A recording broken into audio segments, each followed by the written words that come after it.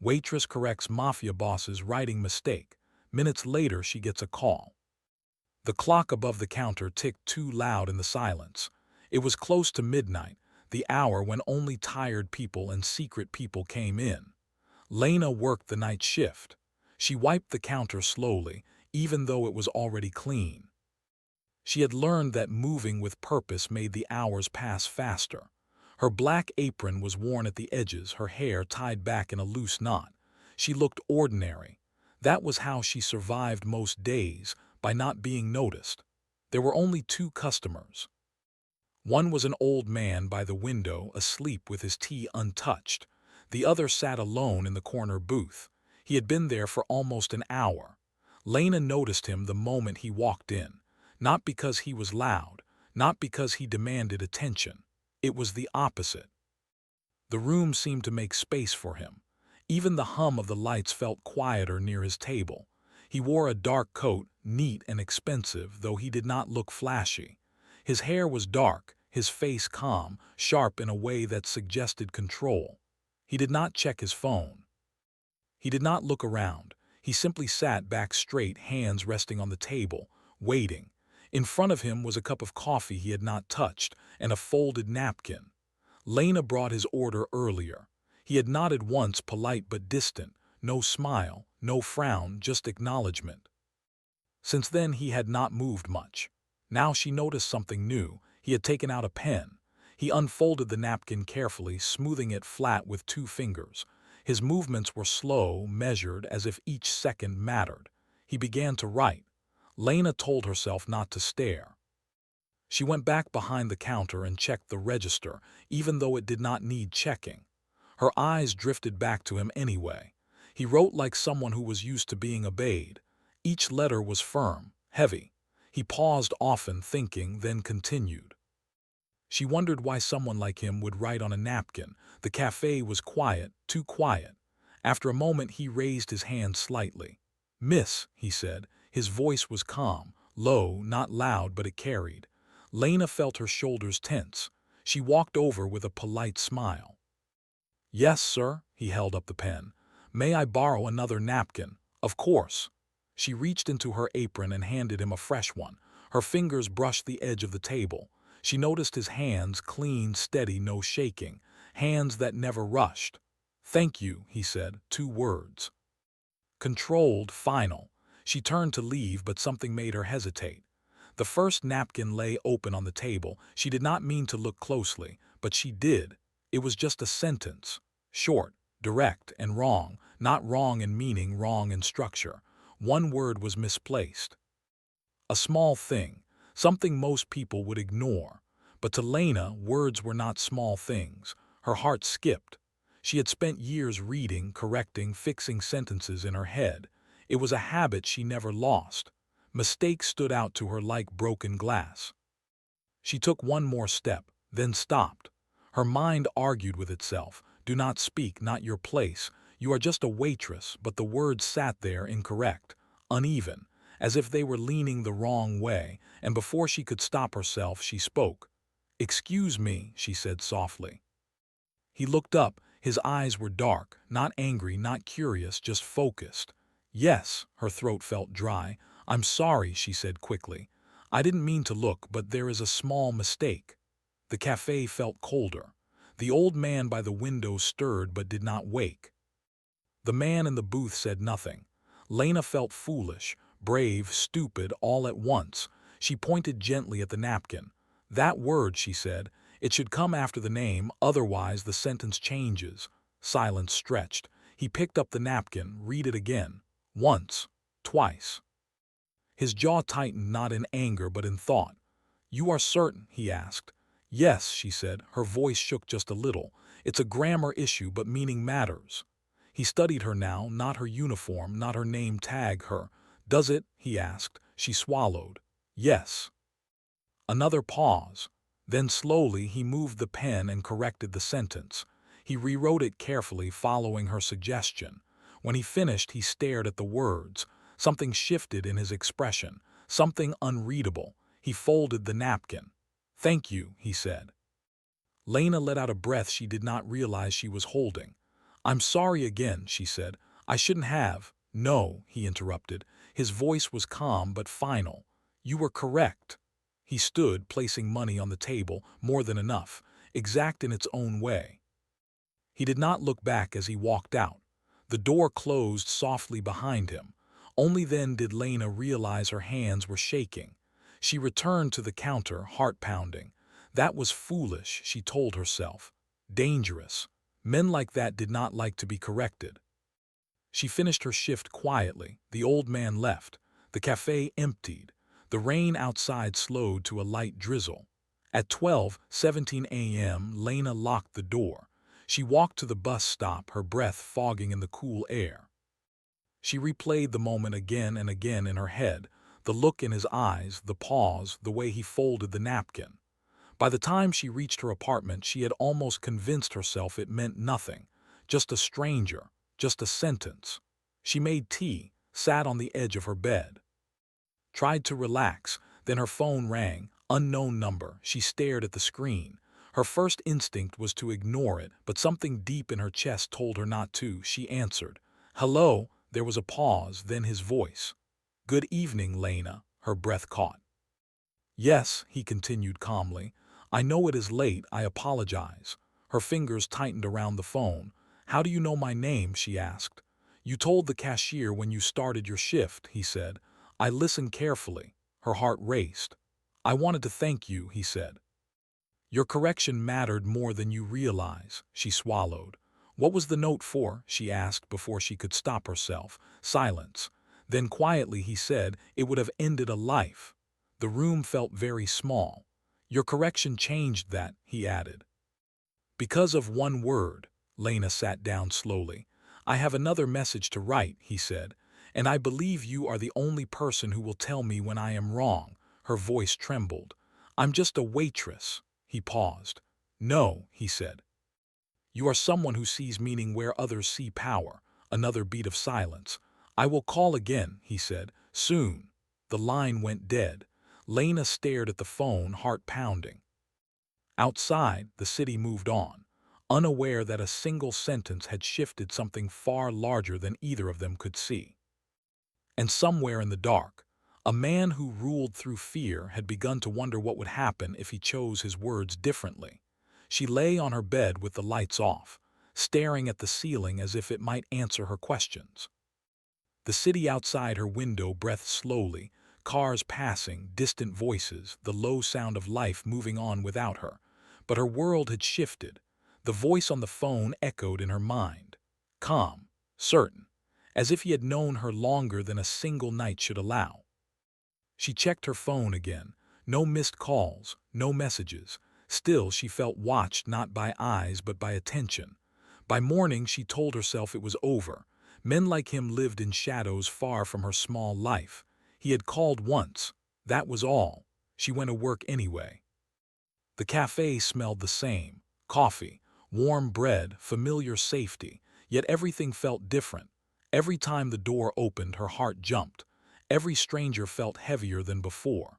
She kept her head down, focused on orders, cups, coins. At noon, a man in a gray suit walked in.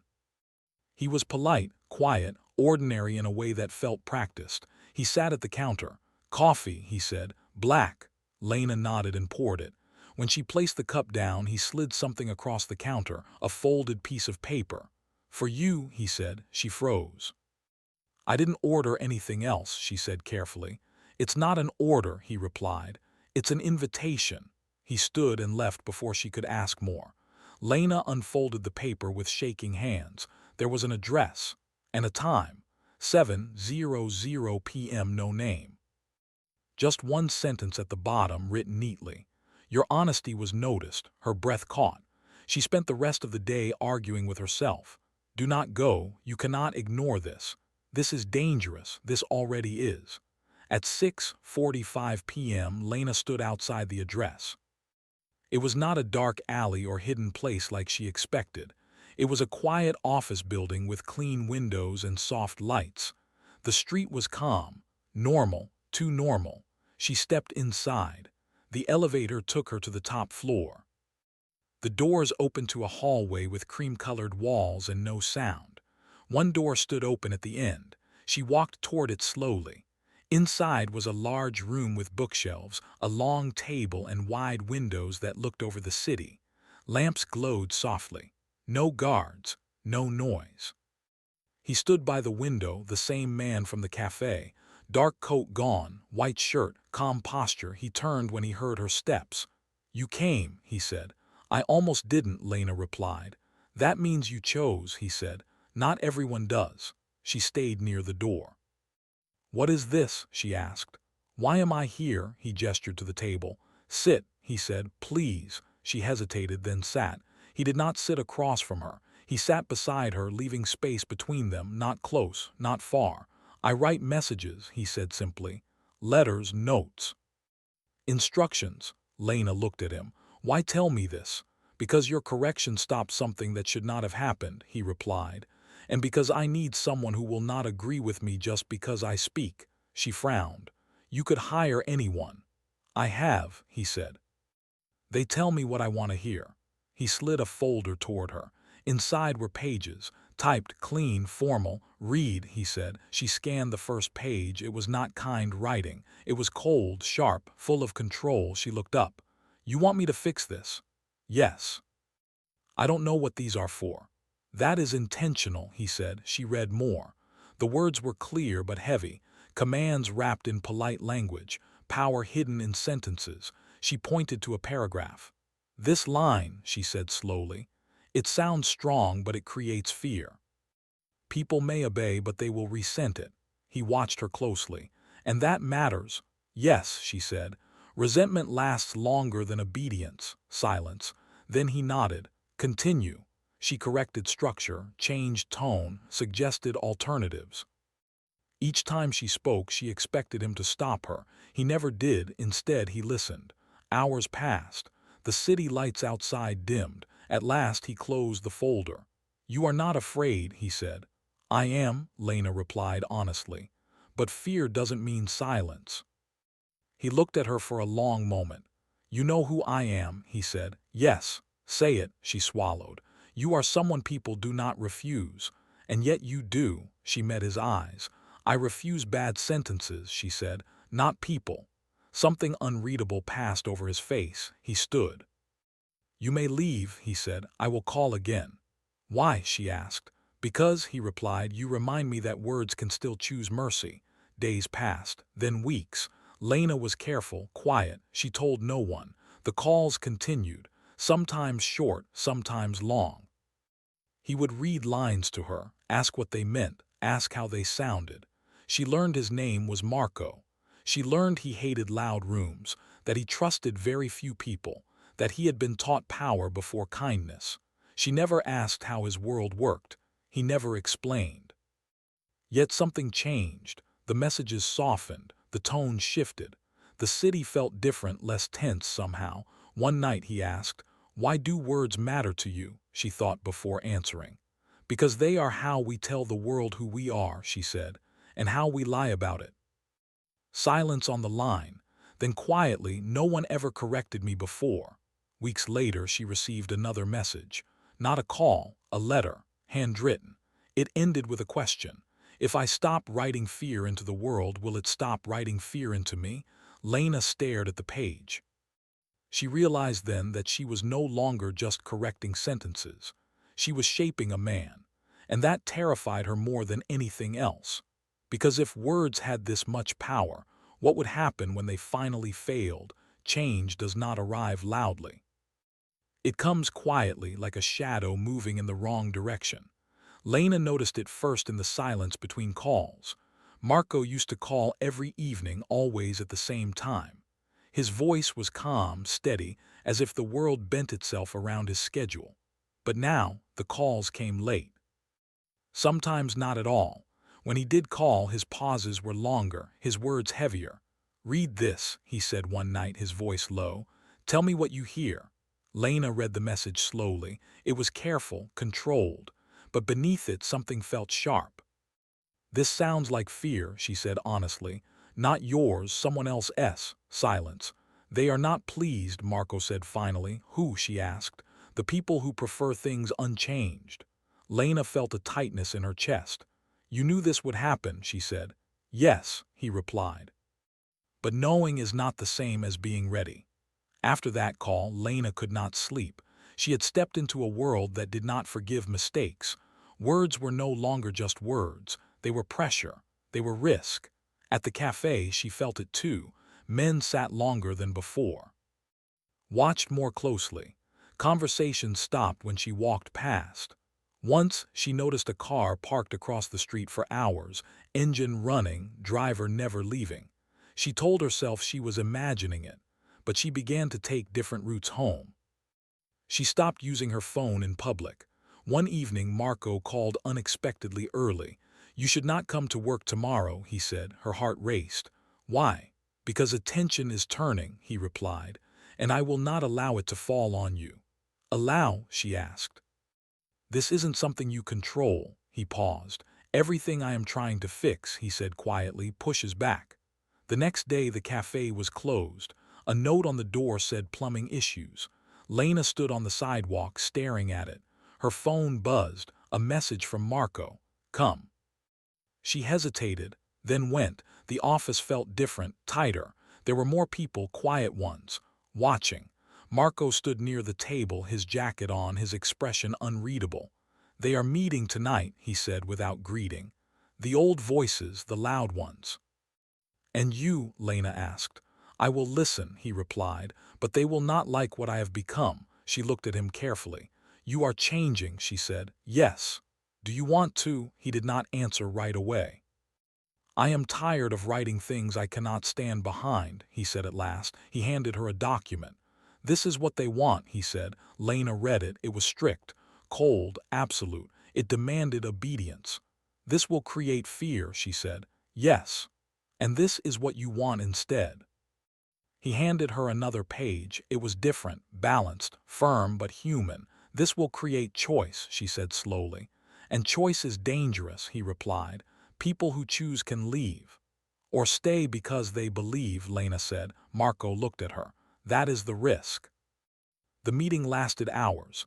Lena waited alone in the office. Every sound made her jump.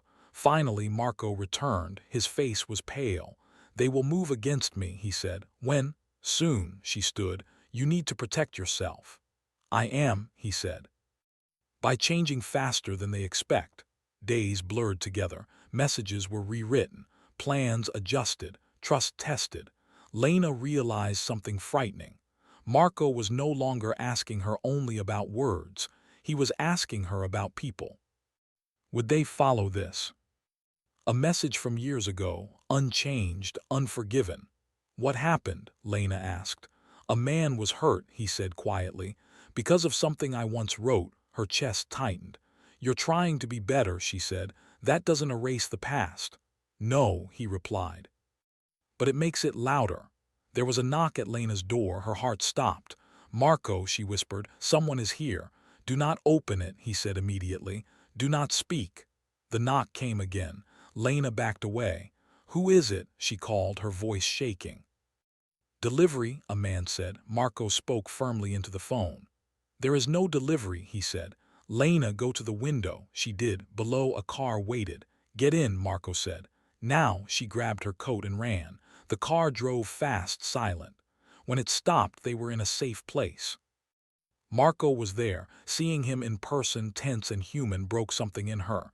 "This is real," she said. "Yes," he replied. "They will not stop," she said.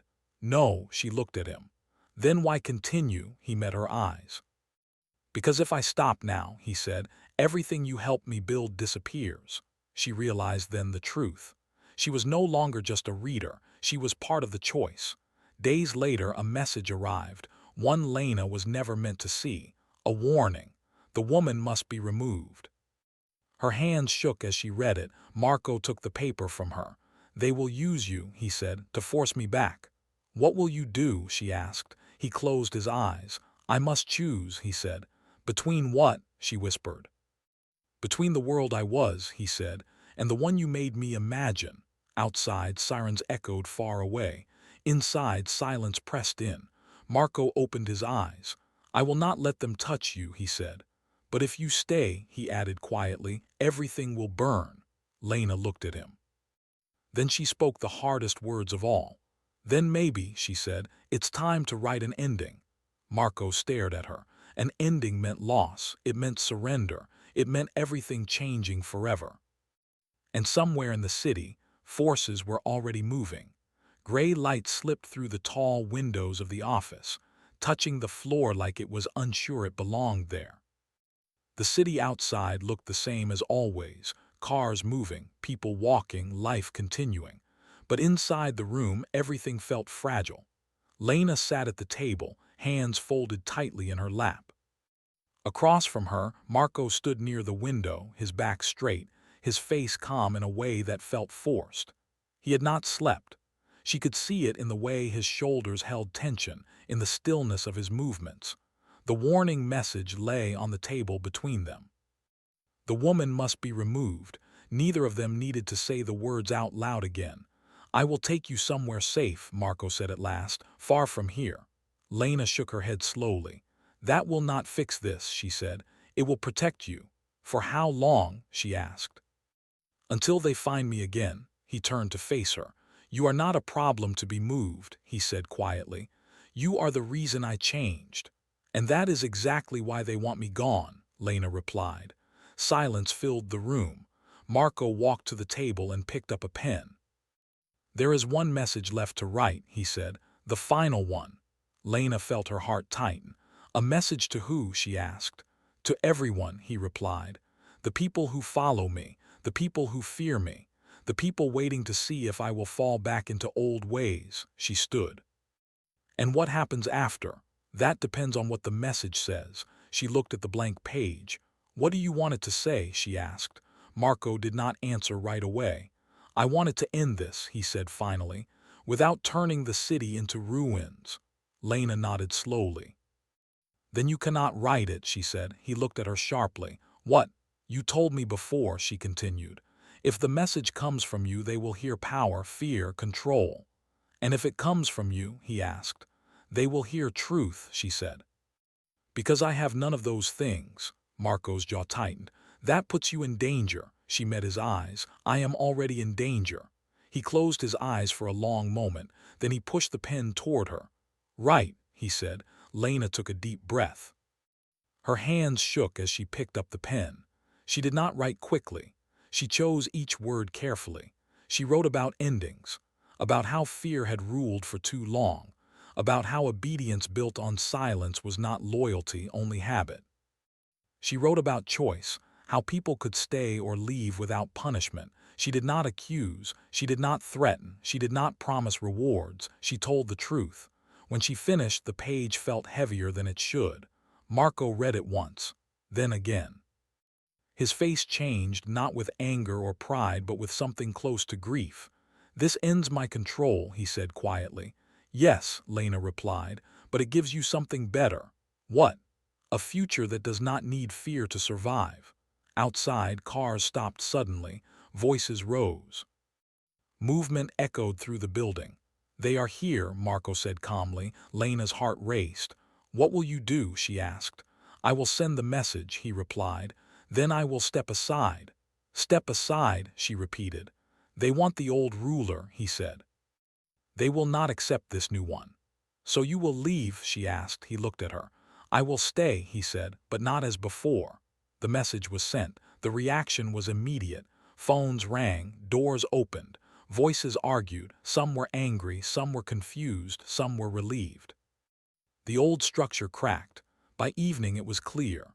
The world Marco had ruled was changing faster than anyone expected. Some walked away. Some stayed. Some tried to fight and found no support. Power without fear had no shape.